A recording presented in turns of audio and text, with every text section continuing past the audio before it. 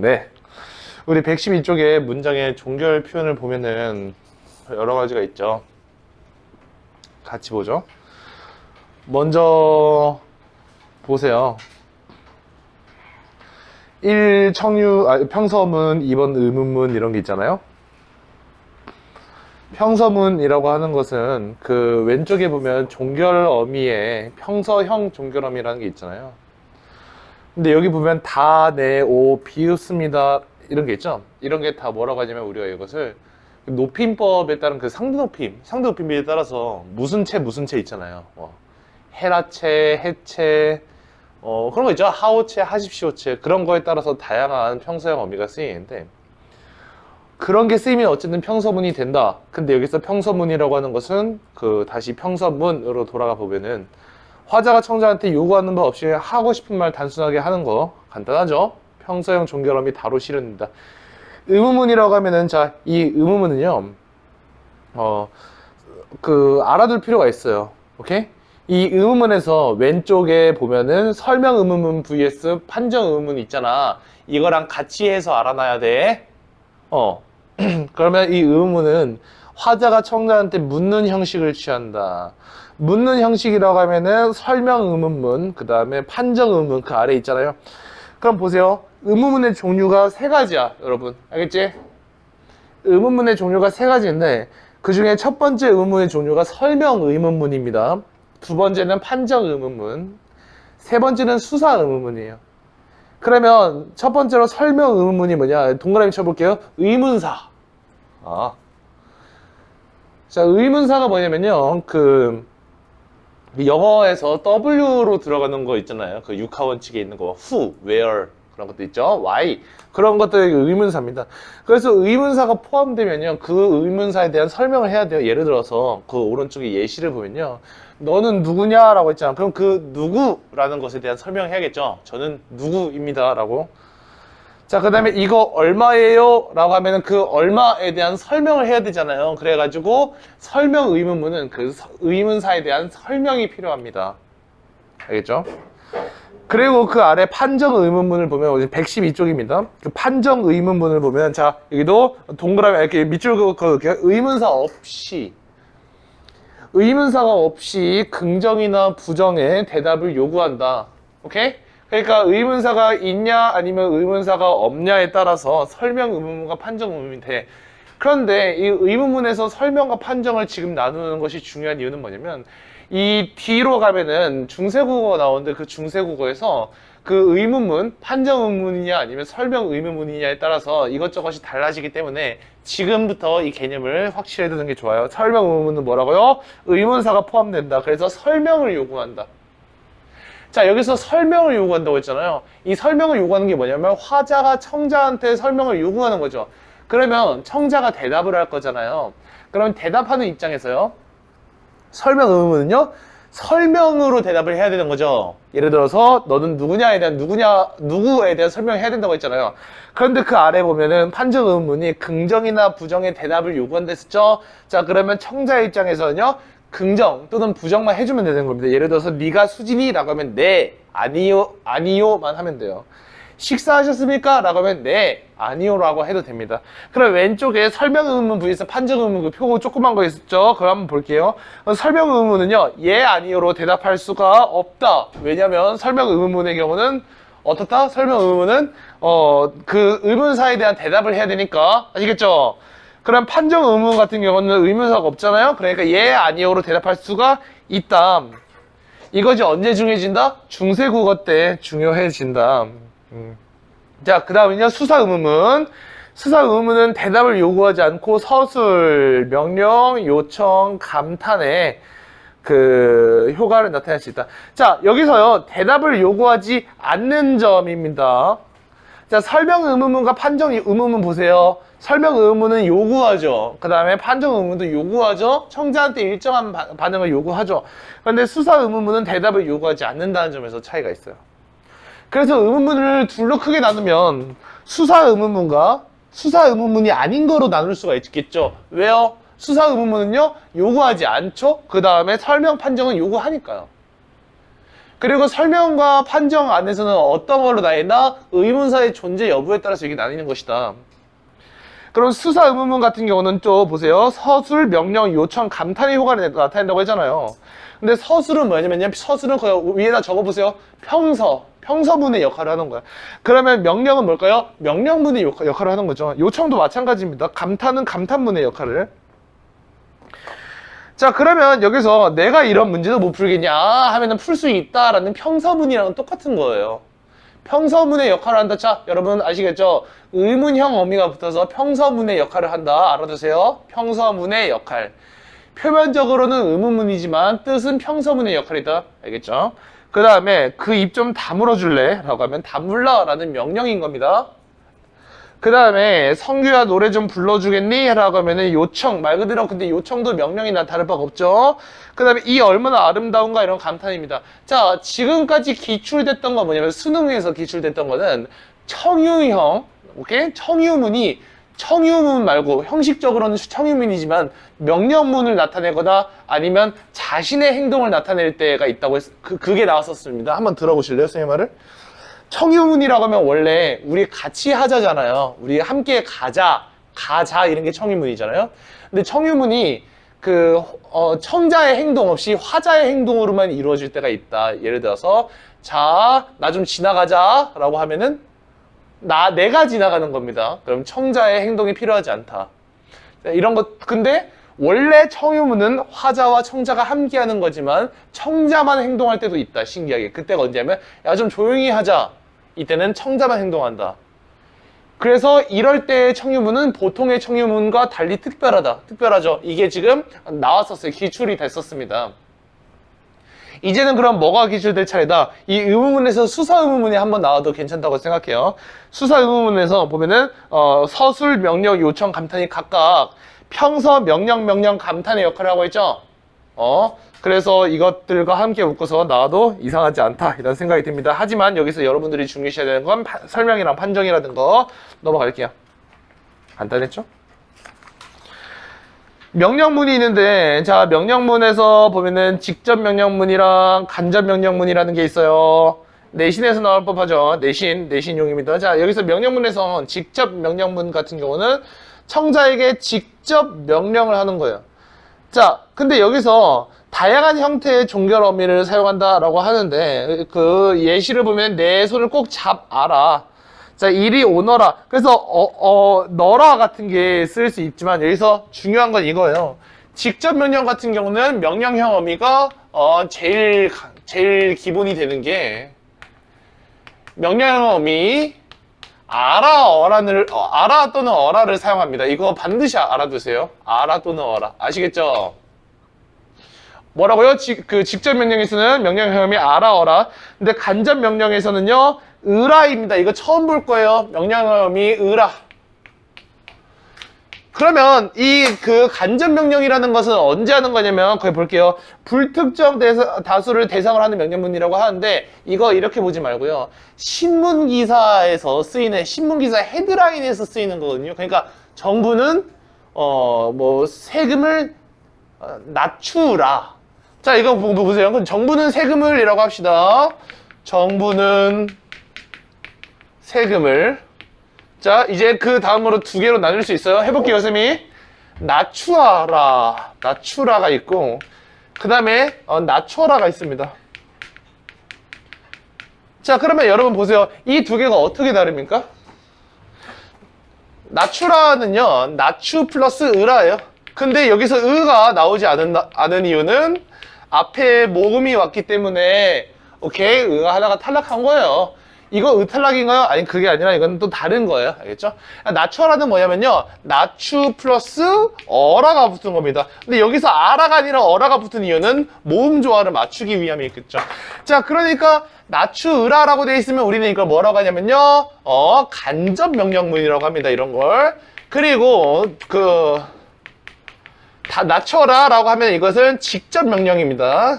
자, 그리고 간접 명령이 쓰였으니까 당연히 간접 명령문이고 직접 명령이 쓰였으니까 직접 명령문이죠. 근데 이 두 개가 각각 어느 상황에서 쓰이냐? 잘 보세요. 간접 명령이 바로 신문 기사에서 활용하는 방식입니다. 근데요, 우리 여기서 직접 명령은요, 걔한테 직접 말하는 효과가 있다면 간접 명령은 불특정 다수한테, 그러니까 정부에 있는 사람들 불특정 다수한테 말하는 효과가 있다. 그래서 이 간접 명령이 좀 더 어떤 느낌이 보이냐면요, 이게 플러스 좀 객관성이 좀 있어 보인다, 이런 것이 있습니다. 객관성 아시겠죠? 객관성. 왜냐면 불특정 다수한테 말하는 거니까 좀 더 뭐 권위 있는 객관적인 그런 게 보인다. 그래서 보면 알맞은 답을 고르라, 쓰라, 써라가 아니죠. 쓰라. 그 다음에 자유가 아니면 죽음을 달라, 이런 거. 달라. 이런 것들입니다. 네, 그렇습니다. 자, 그래서 이렇게 간접 명령과 직접 명령이 있었고요. 그 다음에 네 번째 청유문으로 넘어가 볼게요. 청유문은요, 자, 화자가 청자한테 함께 행동할 거. 그래서 원래 청유문은 화자, 청자가 함께 행동합니다. 아시겠죠? 그래서 청유형 종자론미가 두 가지가 원래 있어요. 뭐 자랑, 비읍시다가 있어요. 그래서 중간고사 끝나고 철수가 수지한 게 우리 함께 놀이공원에 가자. 자, 그렇습니다. 함께라는 말이 없어도 함께 가는 거죠. 청유니까요. 그리고 사장이 직원들에게 오늘부터는 더 열심히 일합시다. 나쁜 사람이네요. 어쨌든 일합시다라고 하면 함께 그렇게 일하자는 거잖아요. 자, 근데 그 아래 명령문, 청유문의 특징 보세요. 자, 동그라미 1번. 형용사는 명령문, 청유문의 서술어가 될 수 없다. 왜 그런 거냐면 이거 단어에서 배우는 건데요. 자, 보세요. 형용사가요, 명령문, 청유문의 서술어가 될 수 없다는 게 무슨 뜻이냐. 자, 보세요. 화자가 청자한테, 자, 지금 이렇게 화자가 있고 그 다음에 청자가 있다. 재채기 나올 것 같은 느낌이 드는데 이게 뭘까요? 이 느낌은? 자, 화자가 있고 청자가 있습니다. 자, 근데 화자가 청자한테 어떤 말을 했냐면요, 명령을 했어요. 그리고 그 다음에 청유를 했어요. 그러면 여기서 명령과 청유가 요구하는 행동이 있을 거 아니에요. 그쵸? 요구하는 행동이 있을 때 명령 또는 청유를 하는 거잖아요. 근데 명령과 청유는 뭐가 다른데? 라고 한다면, 명령은 청자 니만 해라 이거고, 청유는 같이 하자 이거잖아요. 그래서 명령과 청유의 공통점이라고 하면 행동을 요청한다는 것이고요. 명령과 청유의 다른 점이라고 하면은 화자가 그 행동에 함께 껴있냐 껴있지 않냐가 되겠죠. 그러겠죠? 멍 때리고 있는 거 아니죠, 여러분? 그러겠죠? 자, 그러면 여기서 그러면 화자가 요구하는 행동이 있으니까 명령과 청유를 받으면 청자는 그 행동을 해야 돼요. 행동을 해야 한다. 자, 근데 이 행동을 해야 한다라고 할 때 이 행동을 나타내는 것은 여러분 동사 형용사 중에서 뭐예요? 행동을 나타내는 거 동사 형용사 중에서 동사죠. 움직일 동사잖아요. 동사. 그러면 행동은 동사란 말이야. 그러니까 여기서 명령문과 청유문으로 할 수 있는 것은 뭐다? 행동이다. 그러면 보세요. 자, 너 오늘부터 좀 예뻐라! 라고 하면은 어떻게 해? 너 오늘까지는 그렇게 예쁘지 않아도 내가 이해해 주겠어. 내일부터는 꼭 예뻐야 돼. 어떻게 해? 뭐 화장 이런 거 신경 쓰지 말고 좀 해보자. 예뻐야 돼? 그러면 뭐 어떻게 해요? 왜냐면요, 형용사는 보통 무엇을 나타내냐면 상태나 성질을 나타내잖아요.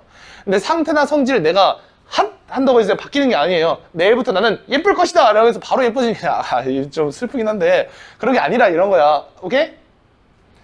형용사가 나타내는 것들은 상태나 성질이기 때문에 단 한순간에 바뀌는 것이 아니다.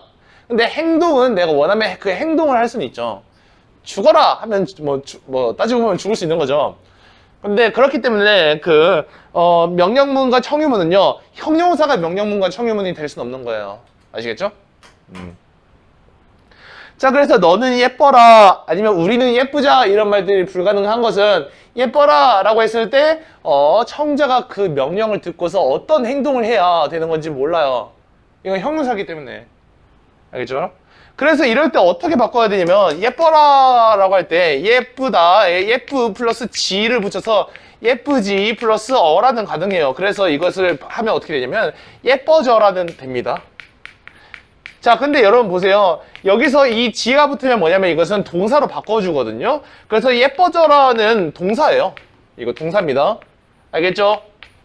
그래서 이렇게 형용사에다가 지를 붙이면 동사가 되는 효과가 있어서 그래서 이렇게 형용사를 청유나 아니면 명령을 쓰고 싶으면 지를 붙여야 돼요. 그래서 건강해라 이건 안 되고 건강해져라 얍 이건 되는 거죠. 아시겠죠? 네. 행복해져라는 되지만 행복해라는 안 된다는 겁니다. 자, 그 다음에 명령문, 청유문에서는 시제 선어마 의미를 쓸 수가 없다. 밥을 먹었어라 안 되고 먹겠어라 안 되고 먹었자 안 되고 먹겠자 안 되는 거죠. 이것도 뭐 이유를 따지고 보면은 있는데 여러분들이 그거 배울 필요는 없고요. 그래서 뭐 이런 선어마 의미 시제가 못 붙는다. 자, 그 다음에 감탄문이라고 합니다. 감탄문에 는구나 있고 구나 있고 로구나가 있는데요. 는구나는 는자 붙죠, 여러분. 이 는자가 동사에 보통 붙죠. 그래서 이 는구나는 동사에 붙습니다. 그래서 구나는 나머지에 붙는다. 로구나는 그 서술격 조사에 붙을 수 있다. 근데 다 필요 없고요, 여러분. 뭐가 중요하겠어요? 는구나가 동사에 붙는다. 그게 아니면 구나든지 로구나든지 형용사랑 서술격 조사에 붙잖아요. 그죠? 그러니까 는구나가 동사에 붙는다만 아시면 됩니다. 그 옆에 확인 문제 이건 풀어보시기 바라겠습니다. 자, 이제 높임 표현으로 바로 넘어가 볼게요. 이거 오늘 끝나려나? 개꿀달인데 그러면? 아, 피동사동이 남아있네. 쉣. 다음 주 토요일에 끝나겠네요. 다음 주 일요일부터는 그러면 중세국어 들어가겠는데요? 행복하네요, 여러분. 자, 높임 표현에서 그러면 주체 높임법이 있다. 자, 높임 표현 안에는 세 가지가 보통 들어가요. 높임 표현이라고 하는 거, 우리 국어의 높임이다 라고 하는 것에는 세 가지가 보통 들어가는데, 근데 그 세 가지가 무엇이냐? 자, 이렇게 같이 해보겠습니다. 일단 주체 높임이 있고 그 다음에 객체 높임이 있고 그 다음에 상대 높임이 있어요. 오케이? 자, 그러면 우리가 이렇게 정리를 하고 갈게요. 여기 그 높임 표현이라고 되어 있는 거 오른쪽에 이렇게 써져 있네. 써져 있네. 자, 높임 표현에서 오른쪽에 뿌리 깊은 개념에다가 높임법에 주체 높임법, 그 다음에 객체 높임법, 상대 높임법이 있죠. 그럼 이것이 무엇을 높이는 것인가를 잘 보세요. 주체 높임법 주어 높인다. 자, 동그라미 주어. 문장 성분 얘기잖아요. 주어라고 하는 거. 그 다음에 객체 높임법은 목적어나 부사어. 자, 상대 높임법은 청자. 자, 그러면 높이었다라고 할 때 무엇을 높였는지 그 문장 성분을 이야기할 수 있어야 됩니다. 지하양 어떻게 되신 겁니까? 지하양 그러면 안 됩니다. 아시겠죠? 자, 그러면 여기서 주체 높임법이 주어를 높인다고 했는데 주어가 주체거든요. 네, 그렇습니다. 그리고 객체 높임법이 목적어나 부사를 높인다고 했죠. 그래서 여기서 낚시 포인트가 뭐냐면요, 여러분, 주체 높임법은 왼쪽으로 가보세요. 왼쪽으로 가보면 종류가 있죠. 종류에 직접 높임, 간접 높임이 있죠. 그래서 여기서 간접 높임이 더 어려운 겁니다. 알겠죠? 주체 높임법에서 간접 높임에 별표를 쳐두세요. 그 다음에 여러분, 객체 높임법은요, 116쪽으로 넘어가 볼까요? 116쪽으로 넘어가면 객체 높임법이 있잖아요. 근데 이 객체 높임법에 보면은 서술어의 객체를 높이는 건데, 근데 이 객체가 목적어랑 부사어잖아. 자, 그러면 여기서는 어떤 포인트가 있냐면, 이것이 뭘 높였냐? 목적어를 높인 거냐? 아니면 객체가 부사어를 높인 거냐? 이거 둘 중에서 고르라는 게 어렵습니다. 어려워요. 어려운 포인트를 알려주고 있는 거예요. 쉬운 포인트는 알려주지도 않아요, 지금. 알겠죠?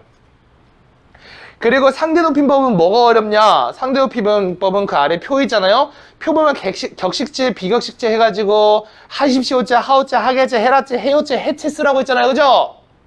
그럼 이것이 하십시오제, 하오제, 하게제, 해라제, 해체, 해요제, 해체 요것 중에 어떤 것에 들어가냐? 이게 어렵습니다. 그래서 상대 높임법은 그 표가 어려워요.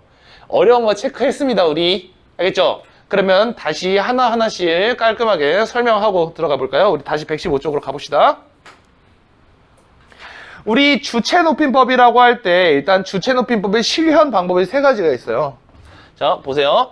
거기 표에 써져 있는 거잖아. 실현 방법이 첫 번째, 그 다음에 두 번째, 세 번째 이렇게 있잖아요. 주체 높임법이. 그러면 이렇게 주체 높임이 있을 때 첫 번째 실현 방법이 뭐냐면 바로 조사라고 되어 있나? 아니면 선어마음이라고 되어 있나? 선어마음이라고 되어 있네요. 첫 번째가 선어마음입니다. 근데 이 선어말 어미가 뭐냐면 의시라는 거네요. 선어말 어미. 자, 이게 뭐라고요? 의시라는 거. 자, 선어말 어미. 두 번째가 뭐냐면 깨서. 주격조사. 깨서가 쓰일 수 있다는 거. 세 번째로 쓰일 수 있는 게 특수어휘죠. 이렇게 우리가 구분이 되어요. 세 번째로 쓰이는 게 특수어휘. 자, 그러면 이렇게 선어맘의 의시, 주격조사 깨서, 특수어휘 이런 게 쓰인다고 할 때, 근데 여기 우리가 여기서 헷갈리는 게 있어요. 여기서 선택지가 어떻게 구성되는지 알려줄게요. 오케이? 일단 선택지가 어떻게 구성이 되냐면요, 위에 예문이 있어요. 예문이 있고 이 예문에 보면은 굵은 글씨 이렇게 돼 있을 거예요. 알겠죠? 그럼 이렇게 돼 있는 겁니다. 기억에 기억 니은 디귿 있을 거잖아요. 기억은 주격조사 깨서를 사용하여 주체인 할머니를 높이고 있군.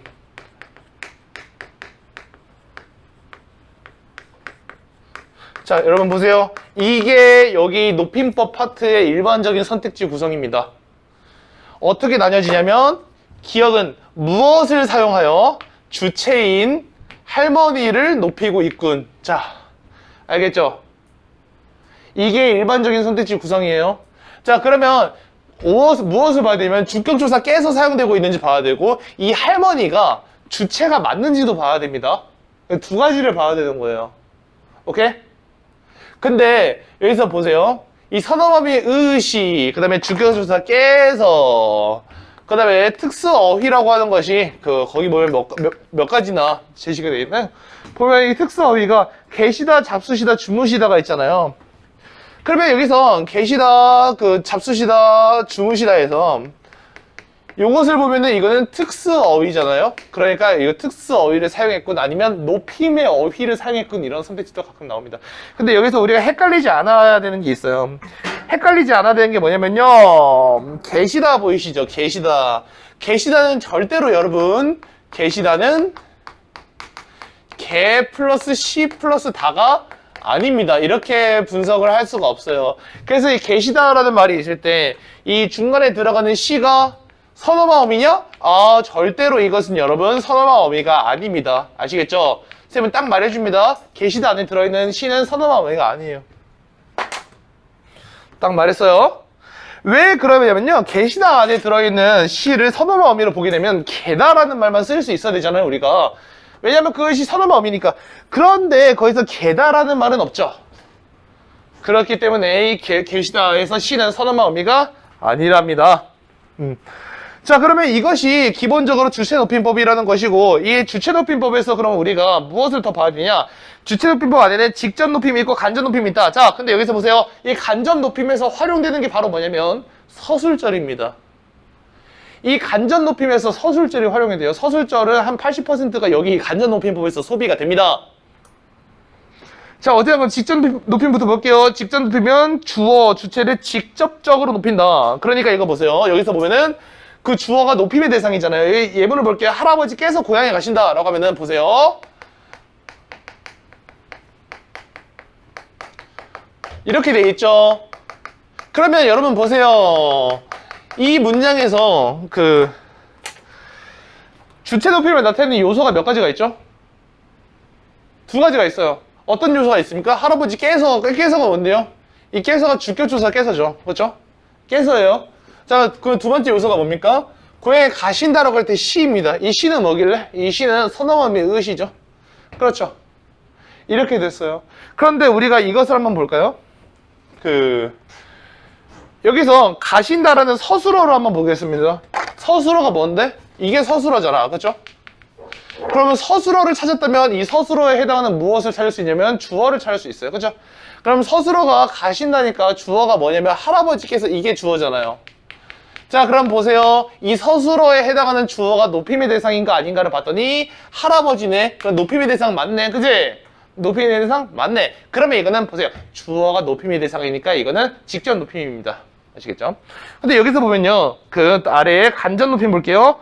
직접적인 높임이 아니더라도 전체 문장의 주어가, 자, 전체 문장, 거의 매출 줘주세요. 전체 문장.